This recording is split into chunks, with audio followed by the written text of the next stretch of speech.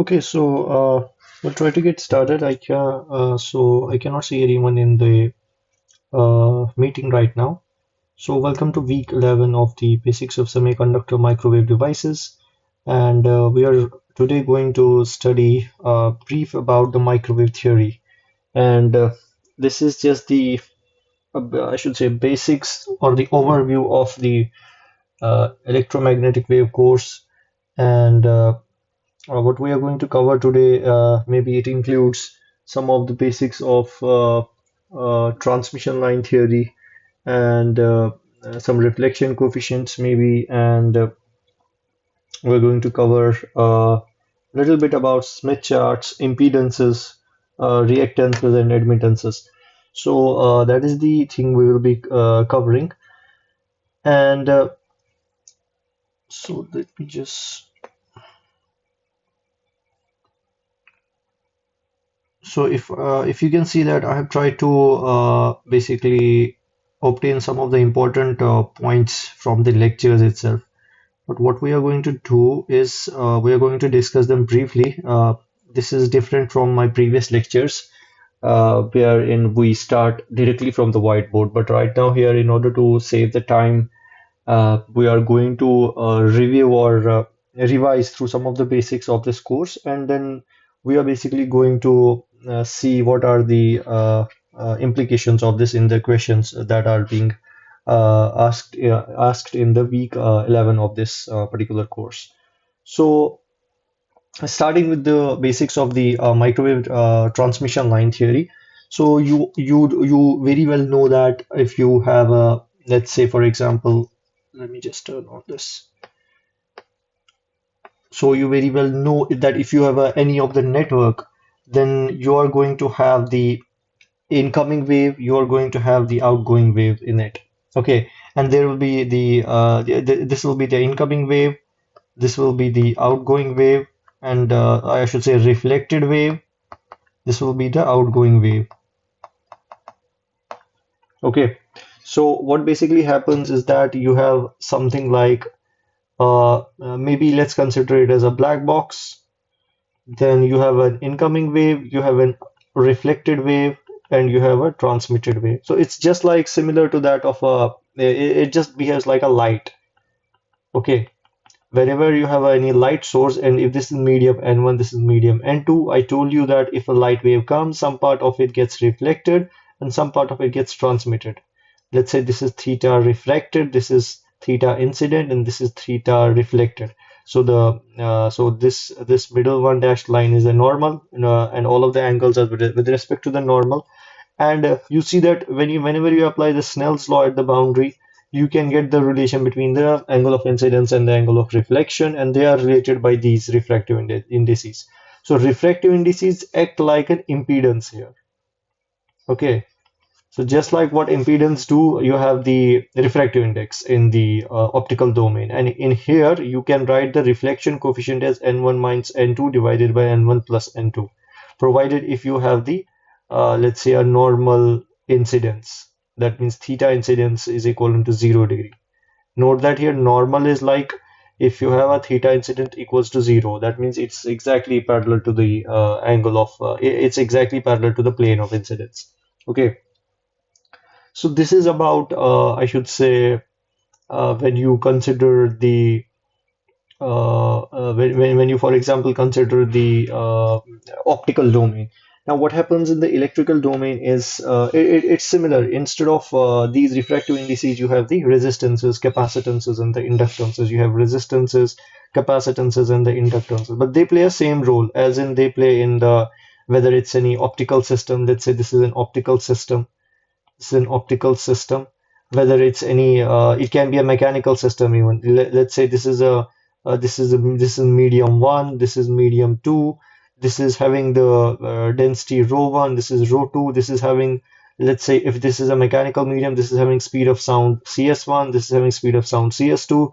Then if any wave, mechanical wave is coming, let's say it's an acoustic wave, okay, then it gets reflected, it gets transmitted at this boundary, and that time we also say that the impedance, which is the acoustic impedance, is basically rho product of the density times the speed of sound. and the reflection at this part is basically given as Z1 minus Z2 divided by Z1 plus Z2. This is a similar concept. And you will see here that these concepts are basically similar in all of the domains wherever you have the wave picture. Okay, now what is basically going to happen is that you have a transmission line theory wherein you consider you basically consider a distributed element. Okay, you consider a distributed element. And distributed means the resistances, capacitances, and the inductances, they are all distributed instead of a lumped element. So the lumped element no longer works because this works at a low frequencies. Why? Because in the RF domain, the wavelength becomes approximately equal to the size of these components, whether it's resistance, whether it's inductance, whether it's capacitance. Okay, whenever the size becomes equivalent to whenever the size becomes equal to the wavelength, there are other effects that come into picture. And in order to take those effects, secondary effects into account, you have to apply the distributed network theory. And one more reason is because the phase keeps changing. Okay, the phase of a wave becomes a function of the position and the time. So whenever the wave is moving, it's moving in a space. Let's say this is some line. It's moving through space and it's also moving through time. Okay, so that's why you have to consider all of the maybe the phase shifts with respect to the space, the phase shifts with respect to the time. Okay, so this is something called as spatial phase, SAPATIAL, and this is called as temporal phase. Okay, these are two different phases which are very important in all of the wave mechanics domain, whether it is optical domain, whether it's electrical domain, whether it's mechanical domain. Okay, these spatial and temporal phases are really important. And they are important in optics, let's say they are important for they are important for understanding something called as coherence. Okay, in electrical, they are also important for understanding coherence and other phenomena, and also for devices, just like you will see here in the transmission line theory. Okay, so this coherence is a very important concept. We won't be discussing about these, but these are really important concepts. Now, what happens basically if you have a one transmission line with a signal, then other is ground, and you have a voltage which is applied, which is the input voltage, and you have a current flowing through this. So this has some characteristic input impedance, okay, which is denoted by Z naught, because you know there's a current flowing, there's a voltage, and basically it is because the electromagnetic field is actually it's microwaves are like the electromagnetic waves. So these are like electromagnetic waves. Okay, so these are having electric field component which are shown as the highlighted pink curve, and these are shown as and there is a magnetic field also. So these reinforce each other, not this one. These reinforce each other. So this is the electric field, this is the B field, magnetic field. So the electric field component is mostly responsible for the voltage, and the magnetic field component is mostly responsible for the currents, and they flow by reinforcing each other, where this is the propagation of the direction. And you can see that this is something called as TEM wave, where this is the electric field, this is the magnetic field, and this is the direction of the propagation. And they are all E is perpendicular to B, and they are perpendicular to the direction of propagation. So this is called as transverse electromagnetic waves. Okay, now that is what we are going to see in this particular lecture. What are different types of waves? You have a TEM wave, you have TE wave. In the TE wave, their electric field component is perpendicular to the direction of propagation, and there is a magnetic field component in the direction of propagation. In the TM mode, you have the B field perpendicular to the Z, and there is an electric field component. So these are different modes which are basically propagating inside let's say inside a conductor. Okay, so we are talking about microwave modes. These are also applicable to the optical domains, where you have different modes, wherein the TETM modes are named something called as S and P polarized waves. S and P polarized waves. But this is in optical domain. Optical domain. These are also applicable in acoustic domain or mechanical domain. I should say mechanical domain. You also have certain, I should say, these polarizations in the mechanical wave. Okay, how do those acoustic waves basically they have certain kind of inherent polarization or angular momentum associated with it. But let's not go into that domain. We will talk about that later on.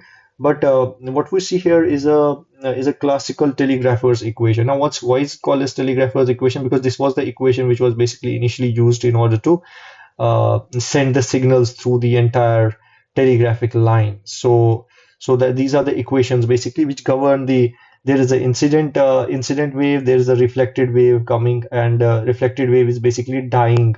It is dying as e to the power minus gamma z. This is like a exponentially dying wave. And you have the gamma factor, which is basically the attenuation coefficient. This is basically the attenuation coefficient. And you can pretty much basically write the attenuation coefficient in terms of the resistances and the capacitances. Okay, so you have the attenuation coefficient. Basically, this is not the this is I should say the gamma is the propagation constant. This one is the attenuation coefficient. This is the attenuation. Or rather, let's call it let's call it simply alpha right now, or let's call it gamma because it is the attenuation coefficient. I'm just not getting this confusing. So this gamma is basically it's an imaginary quantity, and it depends upon the resistances, it depends upon conductances, inductances, and all other things. So this beta is basically what you have. This beta is given by a this is called as propagation constant. Okay, so it's just like a wave number. It's just like a wave number in where you might have k equals to 2 pi over lambda. You might have come across this wave number in maybe semiconductor devices course. It plays the same role because there you talk about the electron waves. When you solve the chronic penny model, you get this EK diagram, E versus K, which is basically the omega versus K. Okay, it's one and the same thing. So these are some of the wave concepts. Now, if you use the similar equation, you get the current equation as a function of space. So the current is flowing as a function of space. So you now have a spatial current flowing of in these devices. And now you do a little bit of manipulation, you get simplistic equations like the characteristic impedance depending upon this, and is the characteristic impedance being the ratio of depending upon the resistances and the inductances. Now, for a lossless line, you know that for a lossless line, the resistance will be zero. Okay, that means the resistance or R equals to G will be equivalent to zero, and you get for a lossless line the impedance, characteristic impedance to be equivalent to under root L by C. Okay, so this is the classical ratio of the for the lossless impedance for a lossless line. Okay, and if you that means if you know L, if you know C, you can compute the impedance of this line, provided there is no loss, R equals to zero. Okay, so don't get confused if R equals to zero and G equals to zero. If you put R equals to zero and G equals to zero here, you will get a root of j omega L over j omega C. This goes, you will get under root of L by C. Okay, now this is something called as phase velocity. This is something called as phase velocity. Just give me a moment.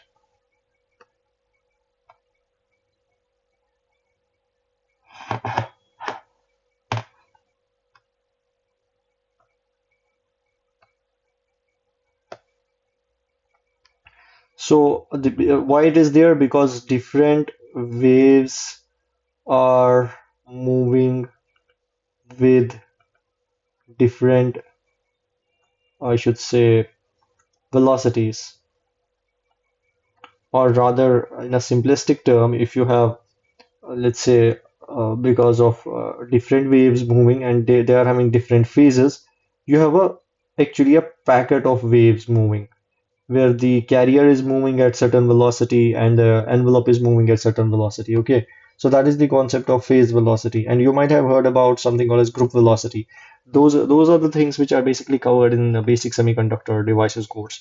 Now, if you have, let's say, you might have talked about a coaxial cable. You might have talked about the two wires basically being parallel to each other. Then you have a parallel plate capacitor, and you have computed the capacitance of all of these. Okay, you have a capacitance like this. You have a capacitance which depends upon, I think, ln of the ratio of the what is called as uh, the radius of these particular things. This is easy to compute. This is just from the basic electrostatics. You might have computed basic electrostatics. That's not our concern. Our concern is to understand here that what is the what this transmission line basically denotes. So if you have an incoming wave here, then you have basically this represents the power flowing in through the transmission line. You have a current, and you have this. This is the load impedance. So your load is having certain impedance. Okay, and if you compute the ratio of the load impedance, this is the point zero, let's say, at z equals to zero. Let's say this is z equals to negative, this is z equals to positive. Then computing this particular ratio is going to give you this particular thing, which is the load impedance in terms of the voltage at the 0 point divided by the current at the 0 point. And you compute something called as gamma. So what is this gamma? This is the reflection coefficient, voltage reflection coefficient. So this is the reflection coefficient. This is what I was talking earlier when I talked about the reflection coefficient in optics is n1 minus n2 divided by n1 plus n2. Okay. So this displays the same thing. So it tells you that how much of the incoming voltage is basically getting reflected. Okay. So for example, this ratio is given by the load impedance minus the characteristic impedance, load impedance plus the characteristic impedance. You can see there is a similarity in the relation. Okay. So that means if you have the reflection coefficient equals to zero, that means there's a matched load. Whatever is coming in, it's matched to the system. That means the characteristic impedance is equivalent to the load impedance. Then you have no reflection at all. This is something called as matched condition. Okay, that means the load impedance is equivalent to the line impedance. Whatever is the line impedance, that will be equivalent to the load impedance. This is, let's say, the load impedance. So whatever is the load impedance will be equivalent to the line impedance. So these are some of the basic microwave concepts. And so basically the characteristic impedance, there is something called as also input impedance. Input impedance is the impedance which the microwave sees basically at the input end, because microwave comes here. Okay, and later on you will see that we normalize this input impedance and we write it as Z input divided by Z0. We normalize it with respect to the characteristic impedance in order to show it on something called a Smith chart. But that's what we will be talking about later on. Now you have return loss. Return loss basically indicates, so if an incoming wave comes, if the some part of it gets reflected, so how much is the reflected part of it? So you have the return loss to be, or I should say, this is basically governed by the reflection coefficient, but return loss is the overall loss of the electromagnetic wave or the microwave when it returns through the entire path. So that depends upon the log of the reflection coefficient. Okay, so now what is basically going to happen? You compute something called as Vmax and Vmin, which are basically the maximum voltage and the minimum voltage of the standing wave. So why is this standing wave? Because it's just like the microwave is flowing like this, then the one part of the microwave is going in this direction, and you know that if you have a wave going in this direction and another part of the reflected wave going in this direction, it will give rise to a new kind of a wave where you have the only oscillating components, oscillating nodes. Okay, and you have only it appears to be oscillating around this, but there's a catch here. What is the catch? That it gives rise to a different kind of a wave, which is basically stationary or standing wave. It appears as if it is not moving at all, just only these points are oscillating. So that is basically the standing wave concept. So it appears like a standing wave, but it happens at a very particular thing whenever you have some wave moving in this direction, another wave moving in this direction, so they interfere with respect to each other. Okay, so you have a standing wave ratio, which is basically the ratio of the V max over the V minimum, which is the maximum voltage divided by the minimum voltage. Okay, so it depends upon the reflection coefficient, 1 plus reflection coefficient divided by 1 minus reflection coefficient. So if the reflection coefficient is 0, which is the ideal scenario, then voltage standing wave ratio is 1. And if reflection coefficient increases, you can see that standing wave ratio increases. It almost falls to infinity. And SWR tending to infinity is worst case scenario. I mean, we don't want this to happen. We want this to be ideally satisfied. So VSWR should be ideally equivalent to 1, voltage standing wave ratio. Okay, that means the gamma ideally should be equivalent to 0. That means there should be least possible reflection, least reflection. That's what basically this means. And now there is some I should say distance between the successive maximas and the minimas. You know that distance between the successive maximas and the minimas in this these are just from the basic wave concepts is basically lambda over 2, and this distance is lambda over 4. This is basically the distance between the maxima and the minima. Okay, so this is how the standing wave basically will look like. You will have the oscillate, but I cannot show you the animation, but there are a lot of animations available online. Okay, so these are the maximum amplitudes basically. So the maximum amplitude is this amplitude of the standing wave, and minimum amplitude is basically this amplitude of the standing wave. Okay, if we talk about the standing wave concept. Now, let's say, what do you mean if you have a voltage standing wave ratio of 10 is to 1? Okay, 10 is to 1. Then you can basically compute the reflection coefficient using this equation. And solving this, you get a reflection coefficient of 0.88. That means it's a huge reflection coefficient. It's terrible network. Okay, that means you have almost I should say 88% of the microwave is getting reflected from the circuit. That means there is no impedance matching at all. I should say very I should say worse impedance matching. So that is basically the concept of it. What this voltage standing wave ratio implies. So and it determines that how much of the mismatch is there between the I should say how much mismatched load is there that a transistor can handle. It boils down to this VSWR ratio. Okay, so now if we talk about this way, particularly this gamma, which is basically the reflection coefficient, is a function of the length of this transmission line because it's having certain length, because this is z direction. If this is a transmission line, then it depends upon this particular characteristic length of this transmission line. Okay, now if we talk about again this transmission line, you have the characteristic impedance. You have the characteristic impedance Z0, which we saw that it is approximately L over C for R equals to G equals to 0. That means if you have a lossless line. And this I talked about, this is the input impedance which the microwave actually sees. Okay, and this is not equivalent to characteristic impedance. This is the important point. Okay, which should be remembered always. And this input impedance basically is the voltage at minus L. Here it is minus L. This is the negative direction. This is the positive direction divided by the current at minus L. So using the above relations, we can obtain this particular relation, which is basically very important relation for these microwave devices.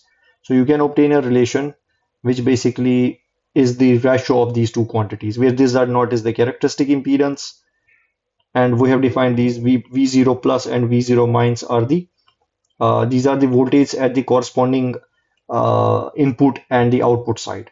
Okay, plus is going in this direction, minus is the reflected component. That is the convention we are following here. Okay, now if you simplify this equation, basically do some algebraic manipulation, you get it in terms of the tan beta L. So you get this particular relation. And if you have, let's say, ZL equals to 0, that means the load is shorted. What happens? What happens if the load is shorted? If you put ZL equals to 0 in this equation, you get it's equivalent to J times tan beta L. Or there should be J Z0 times tan beta L. Yeah. So it is important if I should say it's an impedance of the short circuit. It's an impedance of the short circuit end. That means if one end of the circuit is shorted like this, so the input impedance of that seen by the microwave is given by this relation. It's periodic in as a function of beta L. Okay, so it's periodic as is this function. This is periodic. This is tan beta L basically. So you can see that at a certain wavelengths, you get a input impedance of 0. At certain wavelengths, you get a huge input impedance. At certain beta L value, you get a zero input impedance. Okay, and you can write it in terms of sine beta L divided by cos beta L, and you will get the Vz divided by Vz component and Iz component, which basically it's almost cosine like, and this is almost sine like. Why? Because this is Z in is basically the ratio of Vz over Iz. Okay, so you can write it in terms of it. You see that now the voltage, how does the voltage fluctuates in these microwave devices? It becomes zero at some minus lambda by two. It becomes the current becomes maximum. So there is a basically a phase difference between these phase difference between voltage and currents.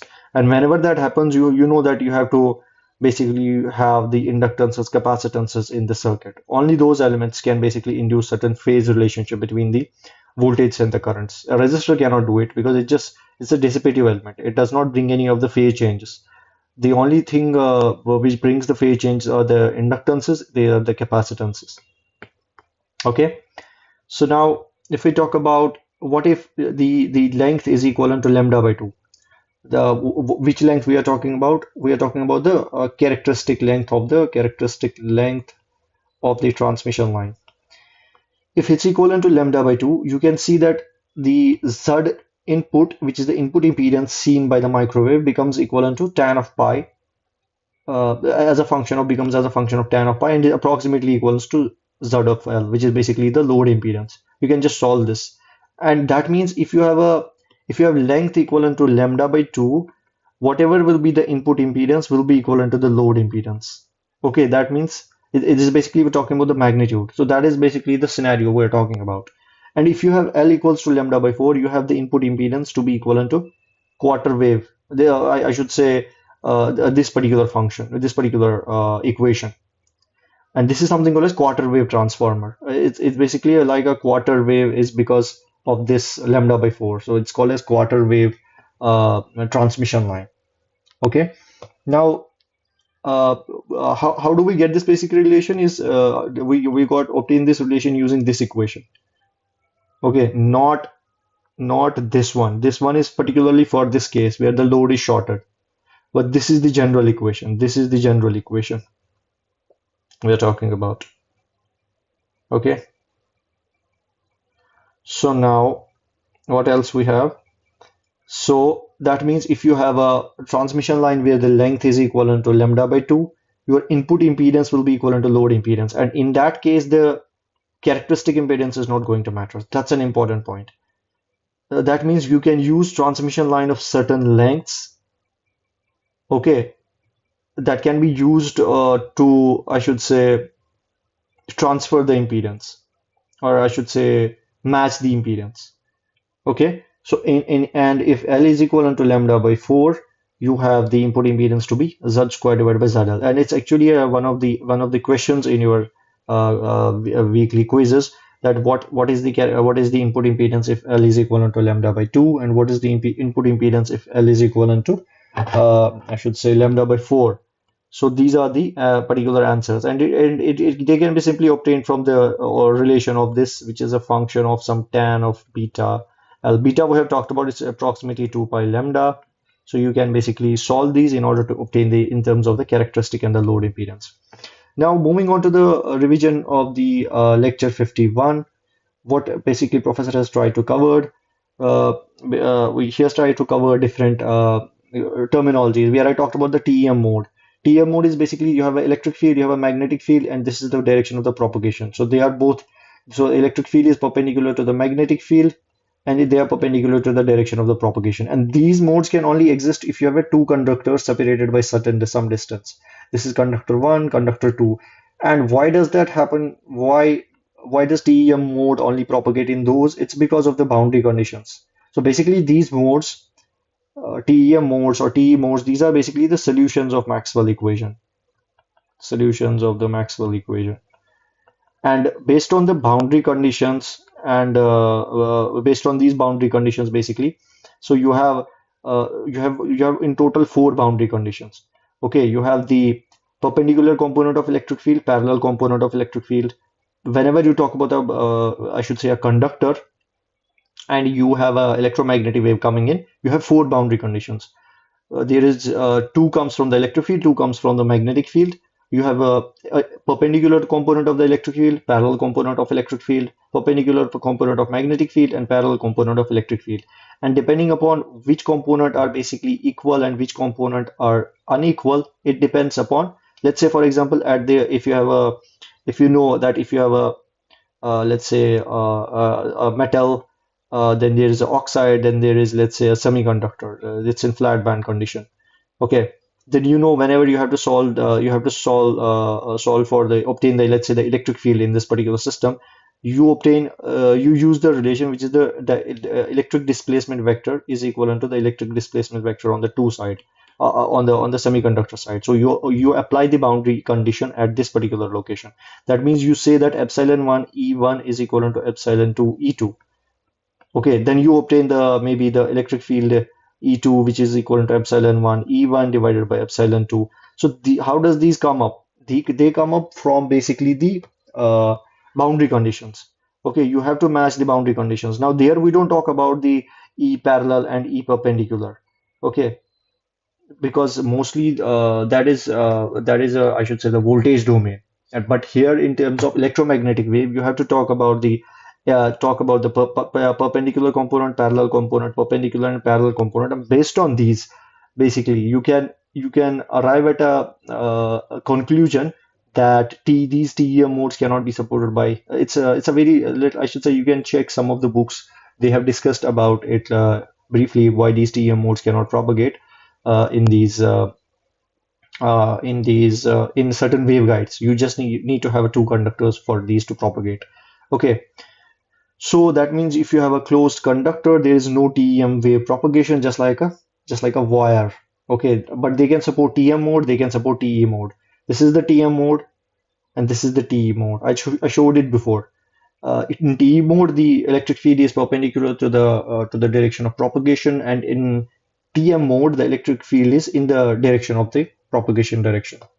Now, you have some rectangular waveguides, you have certain circular waveguides. Those of you who are in the electrical domain, they might be knowing about these waveguide structures. And then you solve the Maxwell's equation for these. You arrive at something called as Helmholtz equation. Helmholtz equation, just a simplistic Maxwell equation. Then you obtain the solutions of this.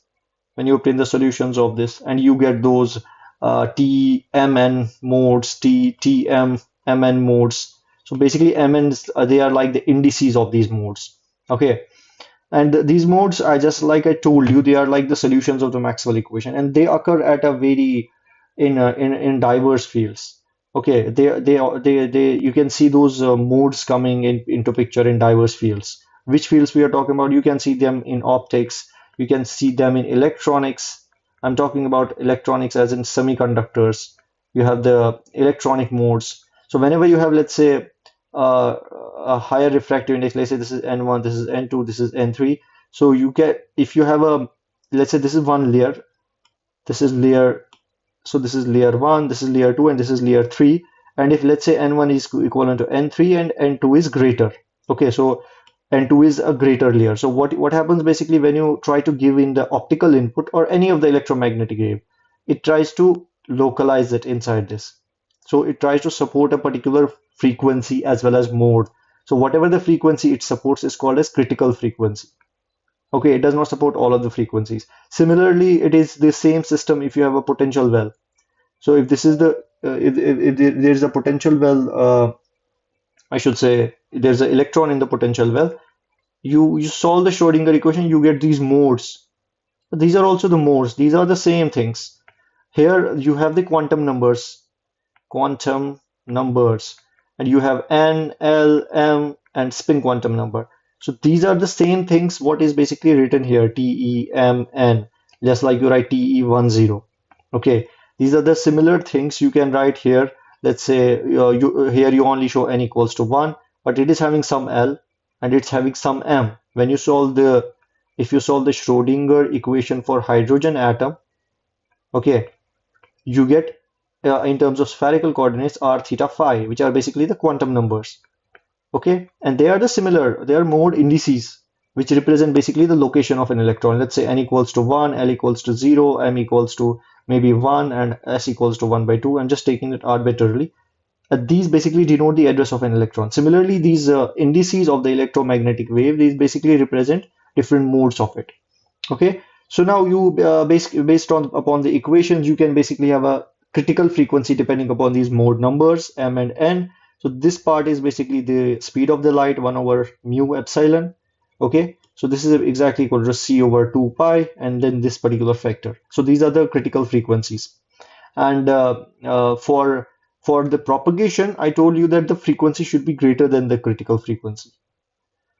Okay, so it's just like a high pass filter. Just like if you have only the frequency greater than this, f greater than fc, then only the particular those particular modes can propagate inside the microwave system, inside these transmission lines. Okay, but you know that you don't have a sharp cutoff, so you have a something like this, which is basically an evanescent mode, evanescent decay. So you will be having certain components of the frequency which will be exponentially decaying, but they are called as evanescent modes. And these evanescent modes also occur in all other systems what you have studied. Okay, which systems are we talking about? Let's say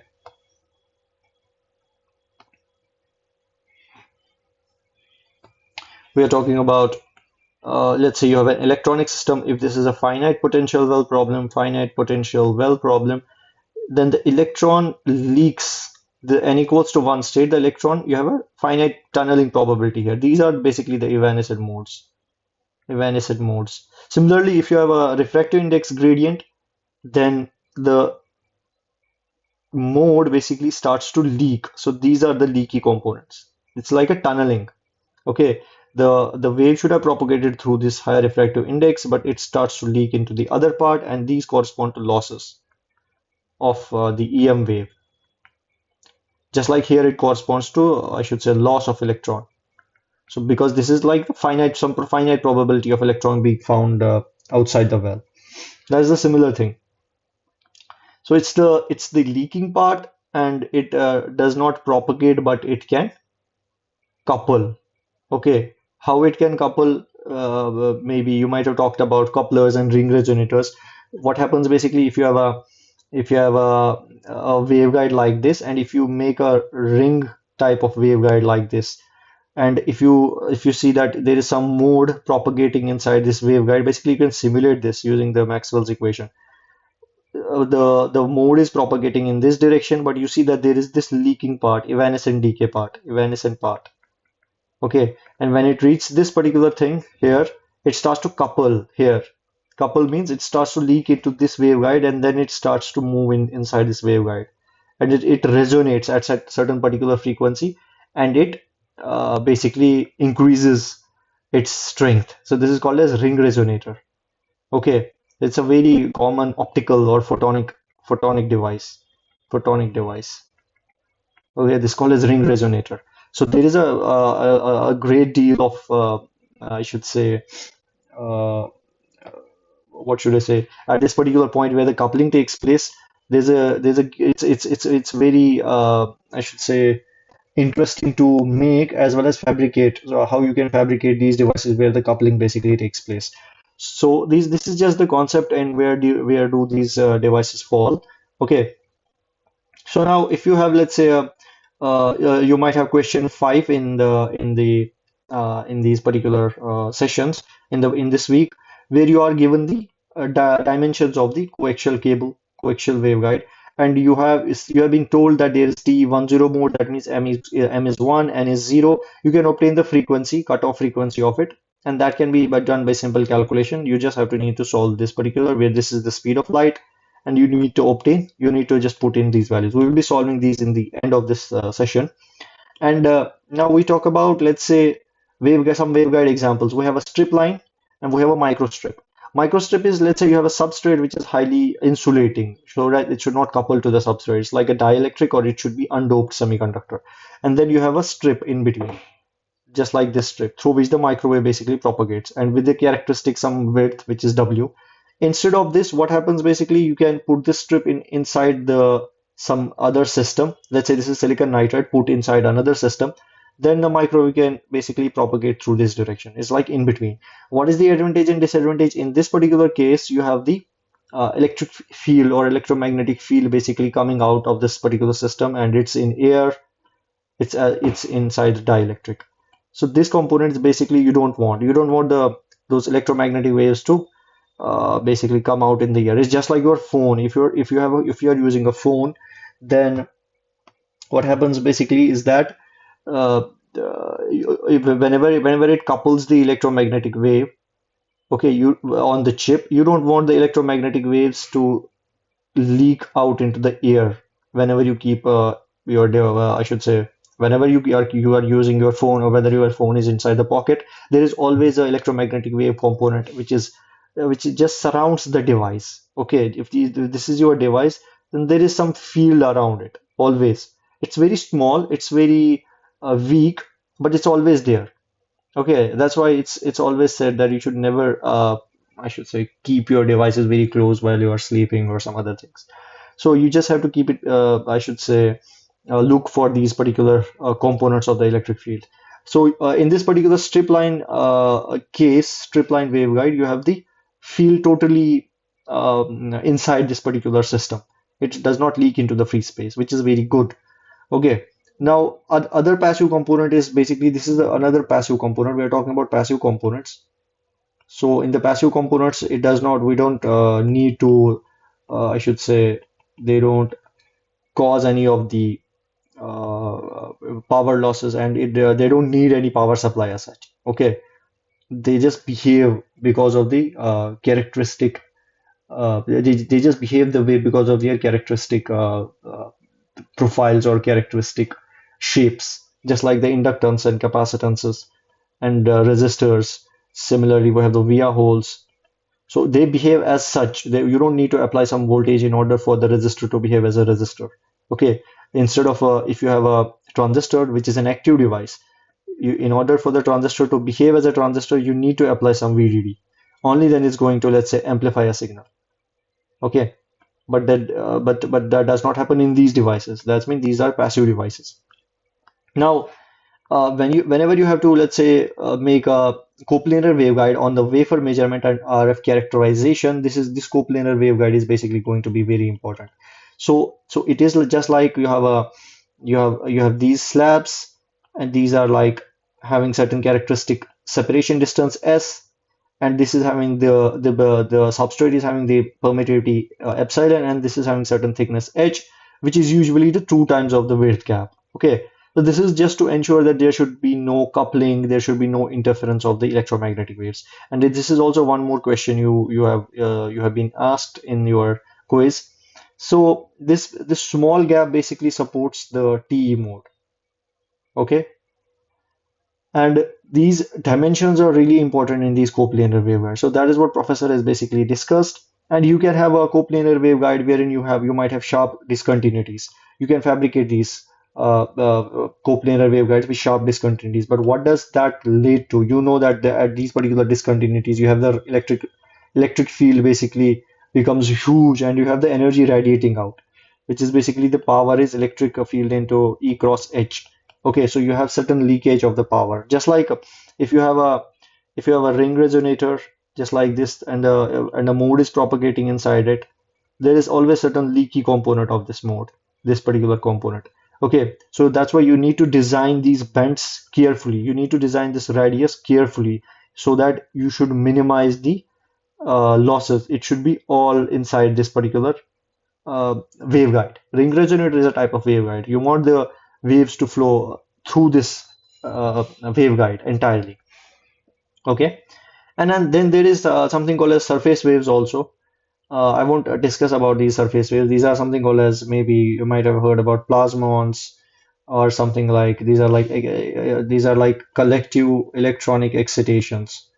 But these do not happen at uh, I should say, they don't happen at microwave frequencies. Okay, they mostly happen in I should say optical frequencies. If you talk about terahertz, okay, at terahertz frequencies, you have near the surface, which is one of the solutions of the Maxwell equation, is that you can have a mode which can only propagate along the surface only. Okay, and it evanescently decays beneath the surface. So this is something called a surface plasmon. It's just like electrons at the surface of a metal gets collectively excited, because you know that metal is a sheet of electrons. So whenever a certain frequency matches with the plasma, there's something called as plasma frequency of the metal. I don't want to go into that. If the incoming frequency of the wave matches with that particular frequency, and you have certain solutions which basically say that the wave is going to then move in this direction and near the surface, it's not going to penetrate. Okay, whether it can happen in metal, it can happen in semiconductor. It depends upon their particular characteristic frequencies. Okay, so that is the fundamental thing. Just give me a moment. And now we talk about microwave networks and matrices. If we talk about what are the different concepts of the microwave networks, that's what we talked about. If we have a, let's say, you have a nonlinear device, then what you do is that you try to linearize it. That's why you use the concept of small signal. You consider the signal to be small and it's fluctuating around that value, very small value, so that you can linearize the element, because we like the linearization. We don't want to deal with nonlinear devices because it's very difficult to predict the nonlinear devices, because they can vary as x, the output can vary as x cubed or x squared times the input. So all of those things we want to avoid. We want a linear basic relationship between the output and the input so that we can predict what is going to happen to the device. Okay, now what happens basically in order to understand the current voltage characteristic behavior on the two sides, you can consider the transmission line as a black box where you have some input, you have some output, and you can basically relate them using these parameters. You have Z parameter, you have Y parameter, you have ABCD, you have then H parameter, you have S parameter, which are the scattering parameters. So scattering parameters are really important here. Why they are really important? Because there is limitation with the Z and Y parameters. What are the limitations?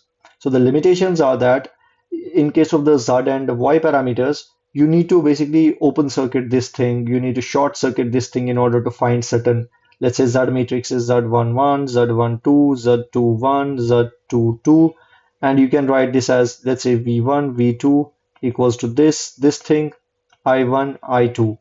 Okay, now in order to find basically the let's say V1 or V2, you have to basically short or open the open these connections, which is not practically feasible. Okay, so that's why you move to scattering matrix. And Y matrix is basically 1 over Z matrix. This is the admittance, this is the impedance. As simple as that. And you can convert one another. Similarly, there is ABCD matrix, there is H matrix, and you can always convert one matrix to the other. Now, if we talk about the S parameters, this is the Z parameter we talked about. In order to find the Z11, you need to basically open circuit condition at the load end. You need this to be open so that I2 is equivalent to 0. So this is something called an open circuit load. And what happens basically is difficult to maintain the short circuit and open circuit at microwave frequencies.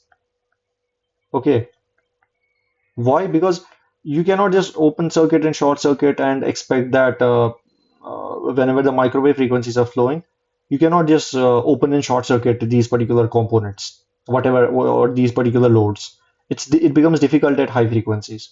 That has its own reasons why it becomes difficult. Maybe we will talk about some high frequency systems, what basically happens at high frequency, and it basically boils down to how these voltage and currents flow in these particular circuits. So there is a very good video by Veritasium. There was a controversial video, but it basically can, I should say, give you a concept of how the voltage and the currents flow and why opening and short circuiting is not enough to basically study these particular either matrices or particular systems. Okay. Now, what happens basically if we talk about S parameters? These are basically more practical to measure and measured by something called as vector network analyzer. And what it does is that it basically tries to match. It basically tries to match input and the output. That's it. Without open circuiting or short circuiting. Okay, it just tries to match the input and output. Just like you have a S matrix, which is something like this, where these particular components are basically representing the reflection coefficient, transmission coefficient. We will see. Okay, so V1 minus is the reflected output on the output side. So this is the input side. Similarly, okay. Now, what we have here, you can basically write these in terms of the equation form, something using this. And if you put V2 plus equals to 0, okay, V2 plus means that means it's a matched network, so it's matched by VNA itself. You can get S11, which is basically the ratio of the reflected wave on the output side divided by that of the input side. Okay, similarly, you can get S21, which represents the gain, which is basically the V2 minus divided by V1 plus when you have V2 plus equals to 0. So this is the matching of, I should say, done by the vector network analyzer and how you match these particular systems. Okay, so this is the S21 is something called as transmission coefficient. It determines basically the gain itself and how much basically the input gets transmitted to the output. So if this is the input, this is the output. Okay, now what you have, you can always convert these particular parameters. H parameters, if you remember, they were discussed in transistors, where your transistor, particularly the BJT, okay, H21, so H11. Similarly, there are H parameters which basically determine the gain, beta in that particular transistor, which is basically IC, the ratio of collector current to the base current, if you remember correctly. Okay, that's why once we made the H21 versus the IC plot like this. It's not IC, H21 versus the frequency plot like this. Okay, something like this, if you correctly remember. So this is just like a gain in decibels. Then you have again the ABCD parameters. The goal is not to cover these parameters, but the goal is to understand these are the similar parameters which can be converted from one network to one matrices to another matrices. Okay, so this is for a cascaded network. If you have if you have multiple cascaded networks. Okay, so now with the concept of Smith chart, this is very important. Why? Because it's important for matching of reflection coefficient, and it's just like the reflection coefficient in the polar form. Just like you have a let's say that is r plus j maybe omega. Okay, you can write it in terms of the polar form e to the power I theta, where with some maybe gamma naught. You can write the reflection coefficient in terms of this. Okay, this is just like a polar form representation where you have a complex plane and you have the now obviously this is just like going from a XY system to a circular system. So you are mapping each and every point on these particular circles. So you're mapping these points on these circles. Whether what is the ratio, what is the size of the circle, that's what we are going to see. Just like you have a smaller circle, it gets bigger, it gets bigger, and it gets bigger. These circles, what are they going to represent? And then you have arcs, which are basically something like these. Okay, now they are going to determine different things altogether. Just like I told you, if you have a impedance, you can write it in terms of some x plus jy in terms of a complex form, and you can write the deflection coefficient in terms of the complex polar form, which is the complex impedance, using the famous Euler form. So now what happens basically is that we need to first of all normalize all impedances with respect to characteristic impedance. This is very important because there are going to be a lot of confusions as well as the questions on this. All of the impedances are with respect to the characteristic impedance. So that means if you are given ZL to be equivalent to some value, then you have to multiply it with Z naught in order to obtain the actual normalized. I mean, most of the time from the Smith chart, from the Smith let me write it from the Smith chart. If you obtain some impedance, that will be Z naught, Z dash, which is the normalized impedance. Then you need to multiply that Z dash with the characteristic impedance in order to obtain the actual impedance. Okay, this is the fundamental thing which you should be knowing. Okay, so now for example, if you have let's say some impedance which is 10 minus J25, okay, then you can basically divide it by Z naught, and you get this 2 minus J0 0.5. This is just like a just this is like a 1 over J omega C. Okay, this is like a capacitive network. And now how you can represent this on a polar form, because you know that if you represent it on a Cartesian system, XY plane, all right, this is like an Argand plane. Argand plane is a complex plane. It's a complex plane because the y-axis is imaginary. This is real plane. You have two here. You have point 0.5 here. Then the point basically lies somewhere here. Okay. Now you can map this in terms of the on the polar form, polar coordinates. How you can map it in terms of the polar coordinates is basically using the some radius of it and some angle theta. Okay, that's what we are going to see. So what you are mapping basically is the normalized reflection coefficient, where these are normalized. ZL and ZL dash are normalized. This is ZL dash is ZL divided by Z naught. These are not all normalized quantities. Let's say, for example, as per this, for example, if you have ZL equals to Z0, that means the load impedance is characteristic impedance. That means the gamma is equivalent to 0. And how do you basically show it in terms of a I should say polar system? That's what we are going to see. Let's say, for example, if we first let's say if we fix the real part of it. Let's say Z is some real part plus some imaginary part. Okay, then what is basically going to happen is that let's say we fix the real part and we are going to vary this imaginary part. So that is what basically shown here. This thing. If you fix the real part and if you go on varying the imaginary part, you are going to map it on the circle, which is basically shown as black, this thing. Okay, where this first one, okay, this is the particular, this is the circle for, let's say, 0.5 J and let's say 1 plus 0.5 J. Okay, 1 plus 0.5 J. And then accordingly, you can map all of these circles.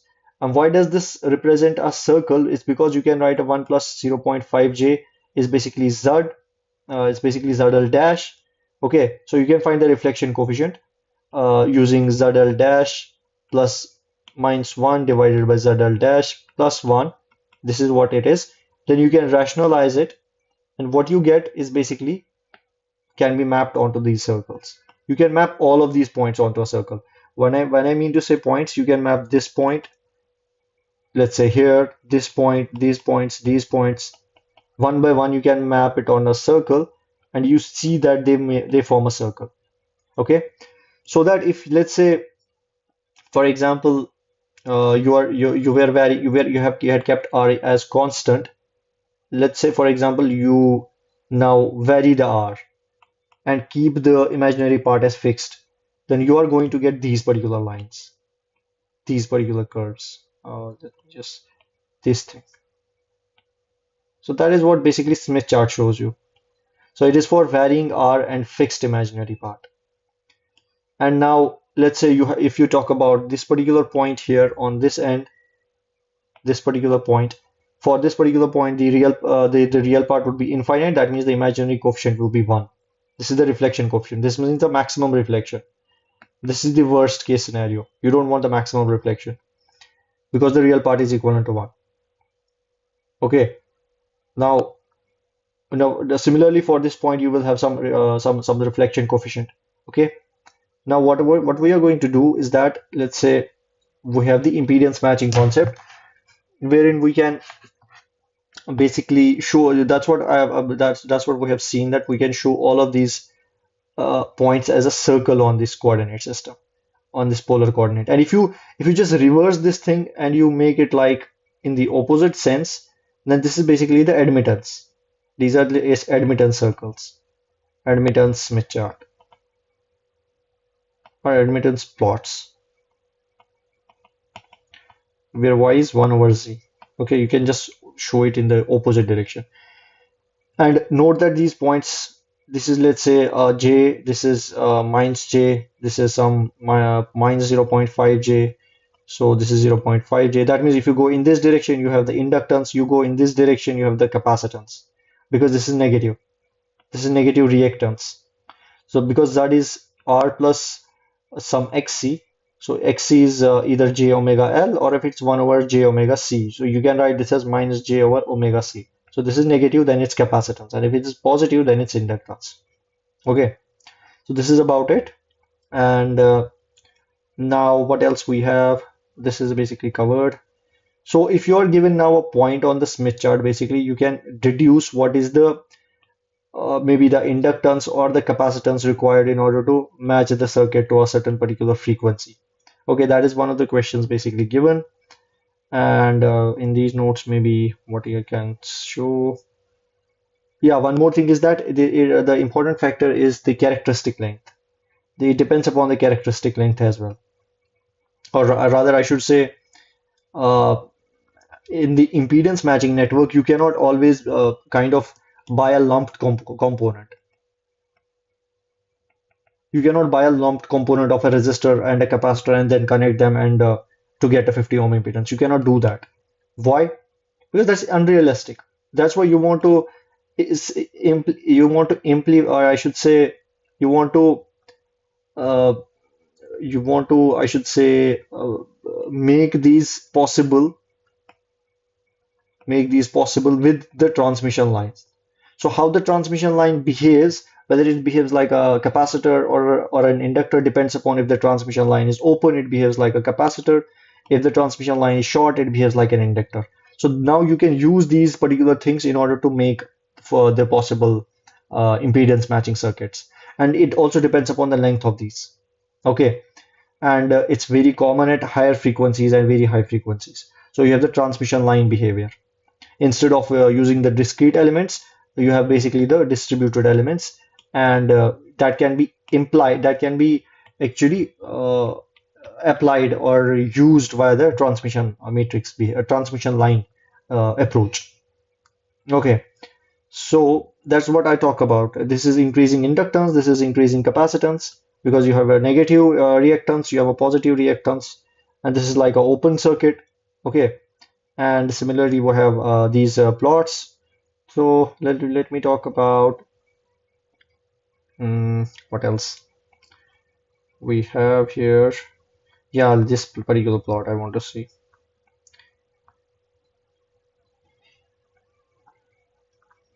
So just a second, which is recording.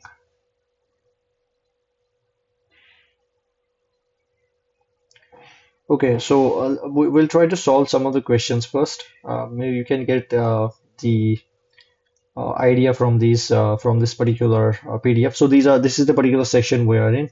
So today's approach is a little bit different because I was not feeling well, so I made the notes and I tried to share these notes so that you guys can have a better concept.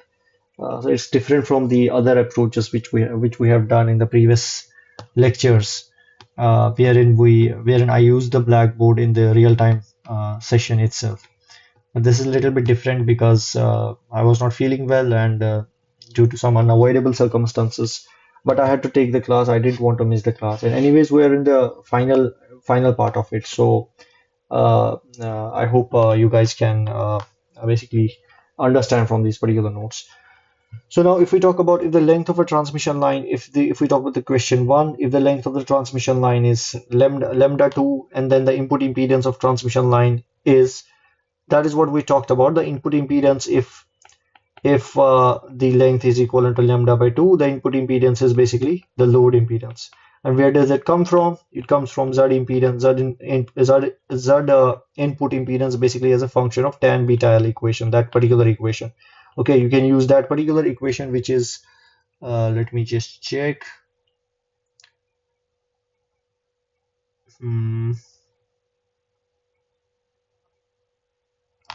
Yeah, you have Z input is basically Z naught ZL plus JZ naught tan of beta L divided by Z naught plus J ZL tan of beta L.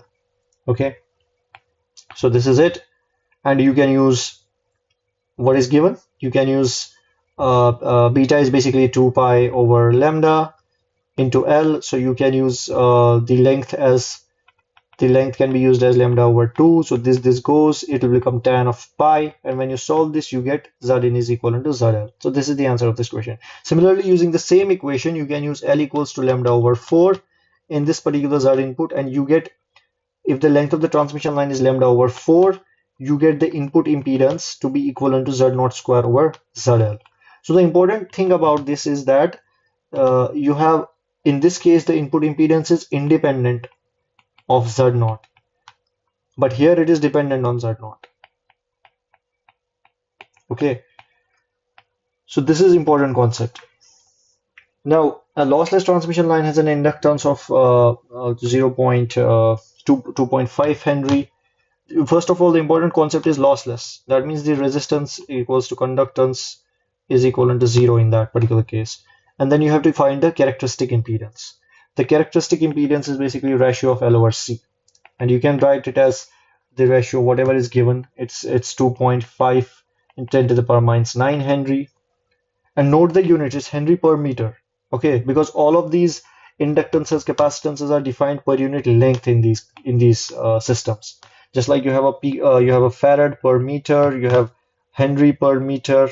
Okay, these are all with respect to the length scale of the transmission line, where this is the length, characteristic length of a transmission line.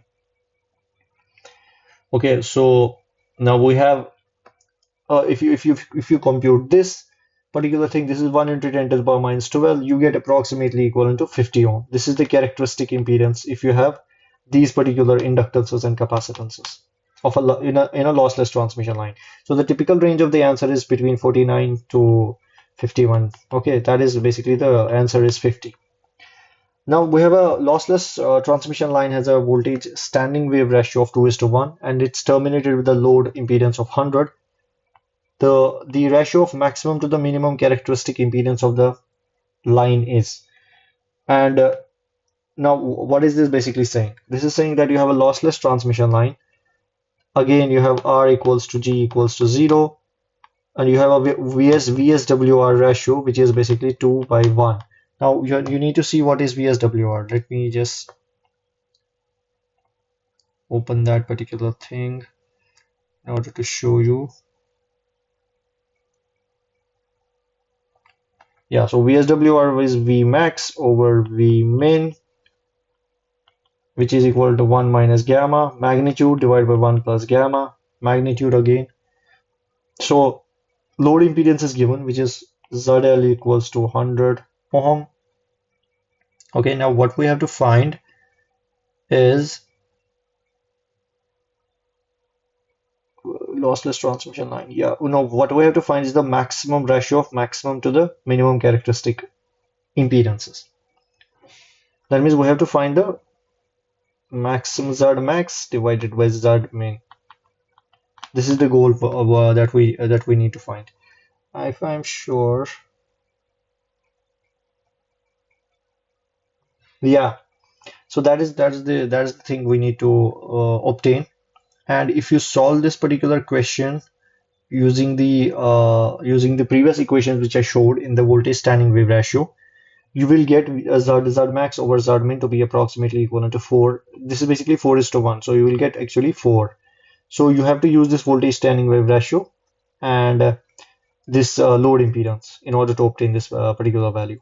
So you can let's say maybe use, let me just check whether we've done it correctly or not.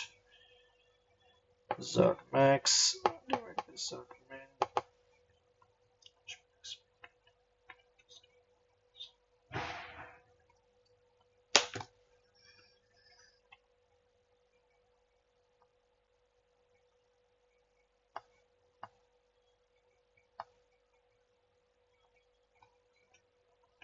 Okay, so this gamma is in terms of, it can be written as ZL minus Z0 divided by ZL plus Z0, and you can write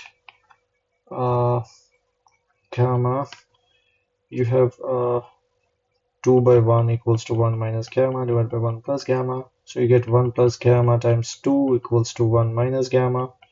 So you get 2 plus 2 gamma is 1 minus gamma. You get 2 gamma plus gamma is rather, is it correct? Hmm. So 2 minus gamma is 1.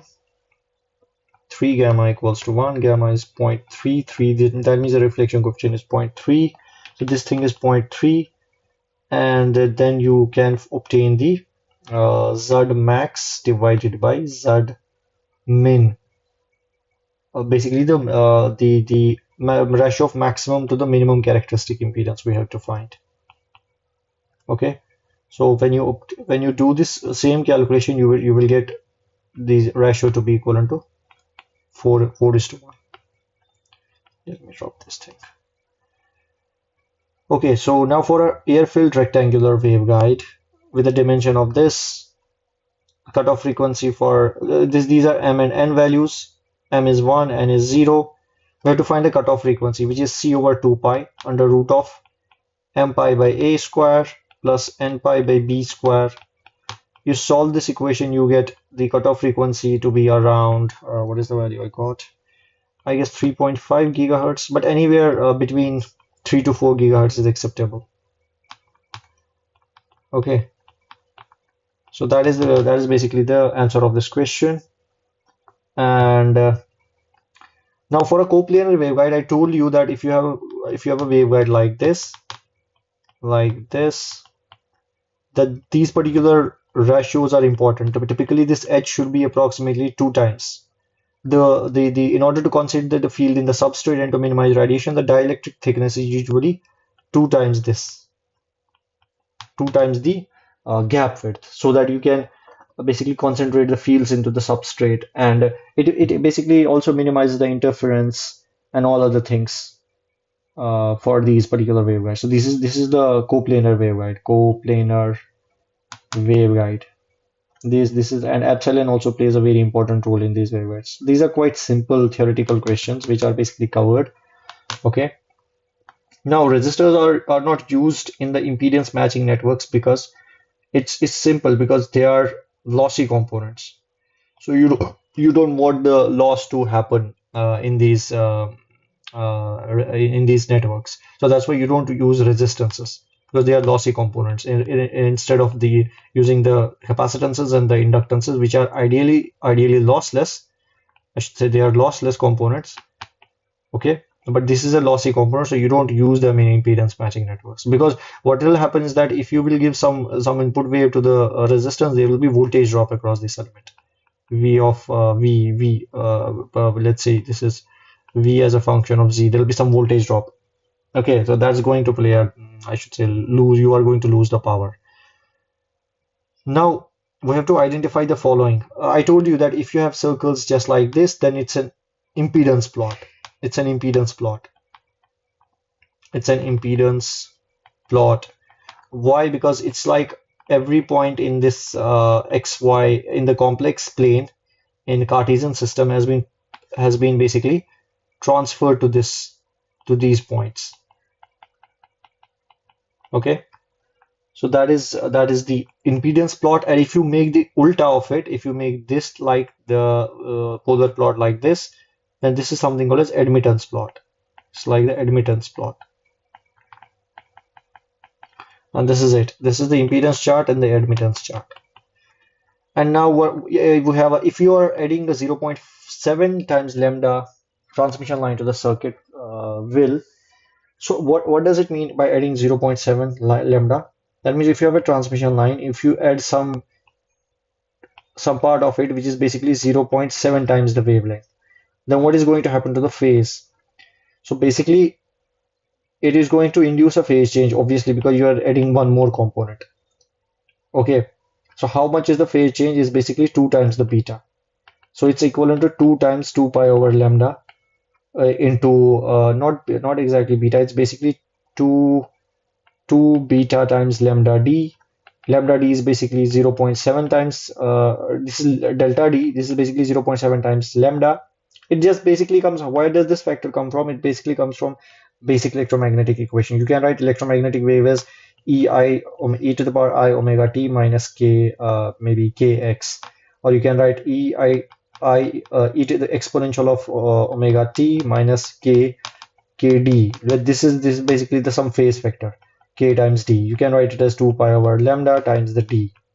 Okay, that accordingly this basically can fit in this particular scenario, and you can write the phase change to be 2 into 2 pi over lambda into 0.7 lambda. This and this goes.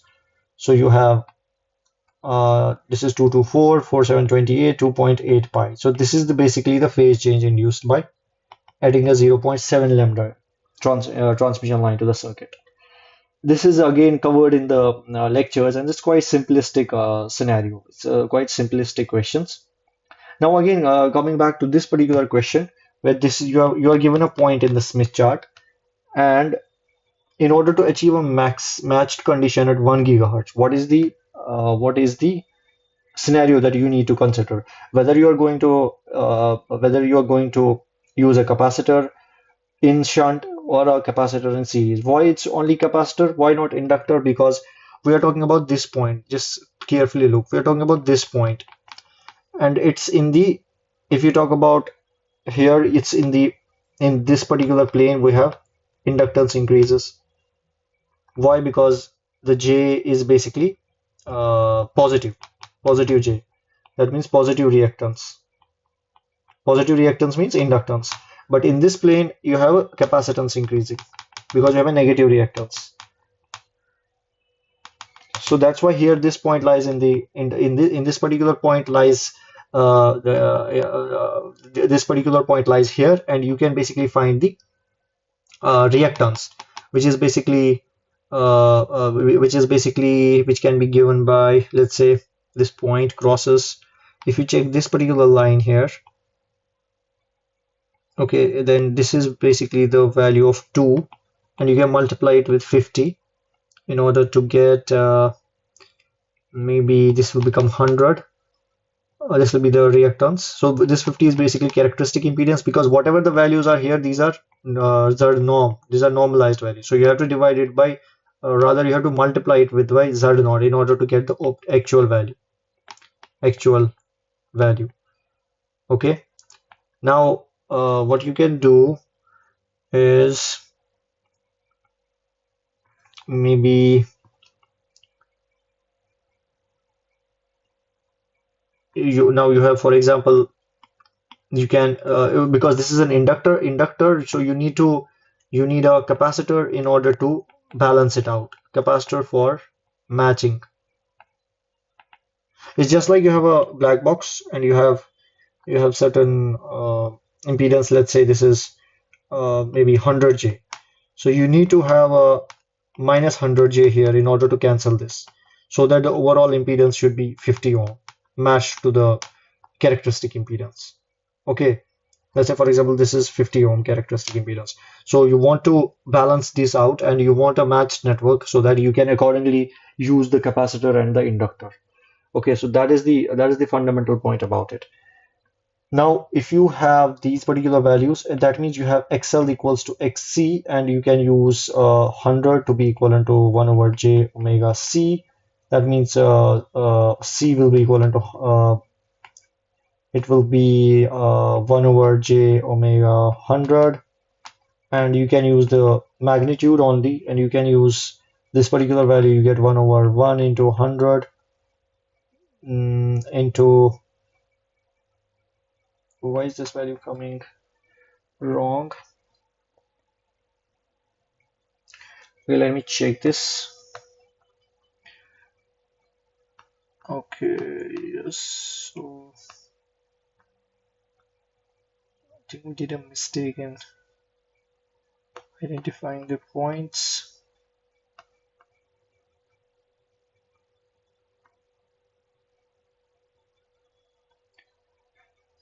Oh yes.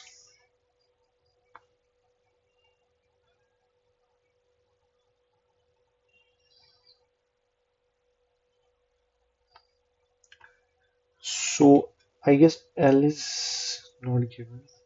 Yeah, so from here we can basically compute this is J omega L is basically 100. So you can compute inductance now, whatever inductance you get. And then you can compute Xc to be equal to 1 over omega C, which is basically 100. And then you get the capacitance from this. And you get the 3 picofarad to be connected in the shunt. And why it needs to be connected in the shunt is because it's in this particular plot. It's in this particular region. And that basically follows from this particular plot of the inductances and capacitances. You see here, you have the inductance in the shunt, inductance in the series, inductance in the shunt, inductance in the series. So in order to balance these, you need to connect the opposite component. If you want to, let's say this is the increasing capacitance, this is the increasing inductance, then you need to, if you have any point here that is basically behaving like an inductor, you need to add a capacitor in order to balance it. Similarly, if you have any point here that is just like a capacitor, you need to add an inductor in order to balance it. Okay, that is as simple as that. Now, what else we have? Which parameter is used to uh, classify devices as enhancement or depletion mode? This is a very, I should say, out of the context question. It's basically something called a threshold voltage, which is basically used to classify whether it's an enhancement mode or depletion mode. For enhancement mode, for depletion mode, the threshold voltage is negative. For enhancement mode, it's positive.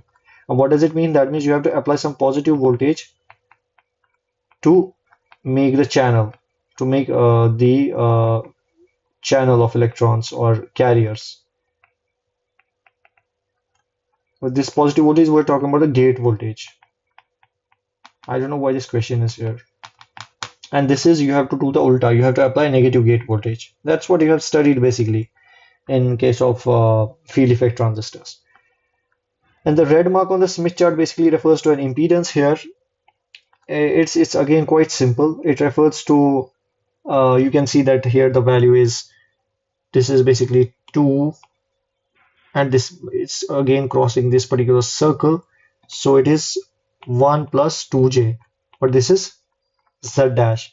So actual z will be z dash into 50. So it will be 50 plus 100j. So this is it.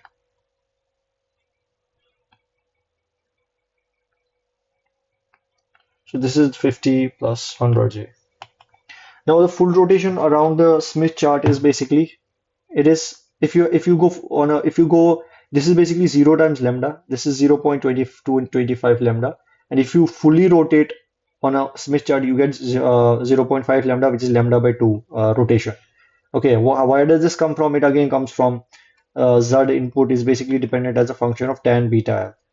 And you saw that it's like a periodic function. Okay, so there is a sign change from the inductance to the capacitance, from the positive reactance, from the positive reactance to the negative reactance. And that basically phase change or the from positive to the negative reactance occurs every lambda by 4 cycle. And once you have a lambda by 4 cycle, again you have a change in the I should say sign of these reactances. So it goes into the capacitance regime, then it goes into the inductance regime, and that is basically simply, and you can write it as lambda by 2 is basically the full rotation around the Smith chart, and it comes from those facts. There is nothing more, I should say, rocket science in this. So we are basically done with today's session, and what we have tried to cover is we have tried to cover some of the basics of it. Maybe it was a little bit fast compared to what I usually do, but just because of my health conditions today, I was not able to fully focus on it. But I hope these notes are going to be a little bit helpful in the next session. And we are going to cover in the next session will be about maybe couple of different concepts again we will be trying to cover, and then there will be a I should say extra session which will be where we will be basically discussing all of those concepts again which we try to cover in this particular microwave devices course. So that's it from my side. I'll be ending this lecture. I cannot see anyone in the meeting, but that's been happening from past couple of weeks, but it's fine. If you are interested, you can watch these lectures and get back to me if you have any questions. Thank you.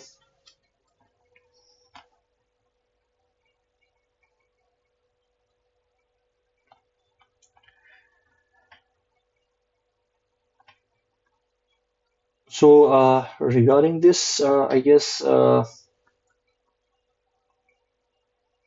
you can basically there are a lot of videos about implementing how to read a Smith chart. So I'll just try to I should say cover it from the I just try to give you an overview, nothing more. Okay, just give me a moment.